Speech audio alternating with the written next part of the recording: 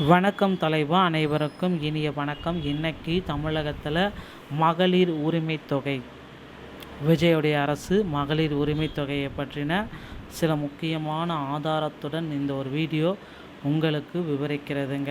So நீங்கள் நம்முடைய சேனலில் முதல் முறையாக பார்க்குறீங்க அப்படின்னா மறக்காமல் ஒரு சப்ஸ்கிரைப் அண்ட் பெல்லை கிளிக் பண்ணி வச்சுக்கோங்க.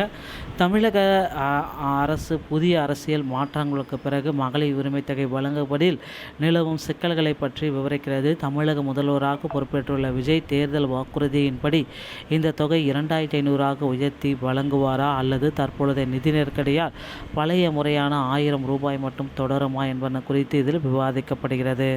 ஆட்சி மாற்றத்தின் காரணமாக அரசு இறந்தங்கள் தற்காலிகமாக முடங்கியுள்ளதால் இந்த மாற்றத்திற்கான நிதி உதவி பெண்களின் வங்கி கணக்கில் உரிய நேரத்தில் வந்து சேருமா என்ற சந்தேகம் எழுந்திருக்கு. அரசு ஊழியர் குடும்பங்களை தவிர்த்து மற்ற தகுதியுள்ள அனைத்து ரேஷன் கார்டுகளுக்கும் இந்த திட்டம் விரிவுபடுத்தப்படும் என அறிவித்துள்ளாங்க. இதில் குறிப்பிட்டுள்ள முன்னாள் முதல்வர் மு.க. ஸ்டாலின் இந்த திட்டத்தை தடையின்றி தொடர வேண்டும் என கோரிக்கை விடுத்துள்ளார். நிலையில் மே 15 அதிகாரப்பூர்வ முடிவு வரும் நிலையில் இந்த தகவல் தெரிவிக்கிறது. இது தொடர்பாக ஏழை எளிய மக்களின் குடும்ப பெண்களின் வாழ்வாதாரம் விளங்கும் இந்த நிதி திட்டங்கள் எந்த ஒரு எதிர்காலத்தில் ஒரு மேலோட்டமான ஆதாரமாக தான் விளங்குது. இதை பற்றி தான் முக்கியமாக நம்ம பார்க்கலாம். மகளிர் உரிமை தொகை மற்றும் புதிய மாற்றங்களும் தற்பொழுதைய நிலவரங்களும். ஸோ தமிழக தேர்தல் வாக்குறுதிகளில் டிவிக்கு 2500 மகளிர் உரிமை தொகையை குறிப்பிட்டாங்க. தேர்தல் வாக்குறுதியின்படி மகளிர் உரிமை தொகை தற்பொழுது 1000 ரூபாயிலிருந்து 2500 ரூபாயாக உயர்த்தப்படும்.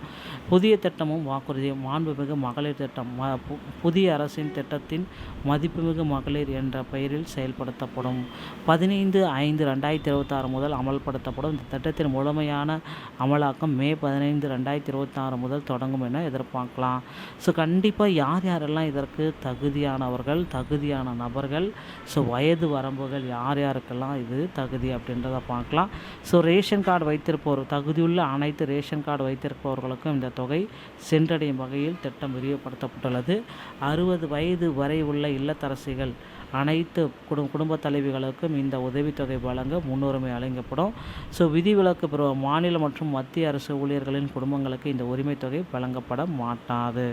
ஸோ தற்பொழுது நடக்கக்கூடிய தாமதத்திற்கான காரணங்கள்: அரசு இயந்திரம் தற்காலிகமாக முடக்கப்பட்டுள்ளது. புதிய அரசு பொறுப்பேற்றதுனால நிர்வாக ரீதியான மாற்றங்கள், நிதி விடுவிப்பில் தாமதங்கள் ஏற்பட்டிருக்கு. நிதி ஒப்புதல் தேவை. பழைய அமைச்சரவை கலைக்கப்பட்டு புதிய அரசு அமைந்துள்ளதால் நிதி ஒதுக்கீட்டிற்கு அதிகாரப்பூர்வ ஒப்புதல் பெறுவதில் சிக்கல்கள் தொடர்ந்து ஏற்படுது. பிற திட்டங்களின் நிலை: முதியோர் மற்றும் மாற்றுத்திறனாளிகளுக்கான உதவித்தொகை வழங்கப்பட்டுள்ள நிலையில் மகளிர் உரிமை தொகை திட்டம் மட்டும்தான் இன்னும் நிலுவையில் உள்ளது. ஸோ அரசியலுடைய கோரிக்கைகள்: முன்னாள் முதலமைச்சருடைய கடிதம். இந்த திட்டத்தை தடையின்றி தொடர வலியுறுத்தி முன்னாள் முதல்வர் மு.க. ஸ்டாலின் அவர்கள் புதிய அரசுக்கு கடிதம் எழுதியிருக்கார். ஸோ கோரிக்கைகள் என்ன வைக்கிறாங்க அப்படின்னு பார்த்தீங்கன்னா, 1000 ரூபாயாவது எங்களுக்கு தொடர்ந்து வழங்குங்க. ஸோ உடனடியாக இதை நிறுத்த வேண்டாம். இதுதான் அரசியலுடைய நிலைப்பாடு. அடுத்த கட்ட நடவடிக்கை விரைவில் அதிகாரப்பூர்வ அறிவிப்புகள் அனைத்தும் வெளியாகும் அப்படின்ட்டு எதிர்பார்க்கப்படுது. பொறுத்து வந்து நாம் பார்க்கலாம். நண்பர்களே, இந்த தகவல்கள் அனைத்தும் உங்களுக்கு ரொம்ப ரொம்ப பயனுள்ளதாக இருக்குன்னு நினைக்கிறேன். இந்த வீடியோ உங்களுக்கு பிடிச்சிருந்தால் நீங்கள் நம்முடைய சேனலோட இணைந்திருங்கள். மீண்டும் ஒரு நல்ல தகவலோடு நான் உங்களை சந்திக்கிறேன். நன்றி, வணக்கம், தேங்க்யூ.